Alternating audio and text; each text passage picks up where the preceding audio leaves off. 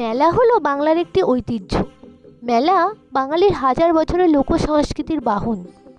বাঙালিদের আনন্দ আকর্ষণ বলতে আমরা একমাত্র এই মেলাকেই বুঝি। তাই আমি আজকে চলে আসলাম এরকমই একটা মেলায়, সেটি হলো লোকমেলা। এখানে বিভিন্ন শিল্পের যেমন নিদর্শন থাকে, তেমনই থাকে বিভিন্ন খাবারের স্টল। আর মেলায় ঢুকতেই আমার চোখে পড়ে যায় এই সুন্দর সুন্দর জিনিসগুলি। ক্যানভাসের ওপর হাতে আঁকা বিভিন্ন ছবি। এই ছবিগুলো আমার খুবই পছন্দ হয়েছে, কিন্তু আমি সেগুলোর দাম শুনে আর ছবিগুলো কিনতে পারলাম না। তারপরে চলে আসলাম পাশের স্টলটায়, আর এখানে দেখো আমার একটা স্টুডেন্টের সাথে দেখা হয়ে গেছিলো। আর বাংলার আরেকটি ঐতিহ্যবাহী শিল্প হলো বাউল শিল্প। তারপরে ঢুকে পড়লাম এই কুমড়ো পটাশটার ভেতরে, যেখানে এত সুন্দর সুন্দর জিনিস ছিল।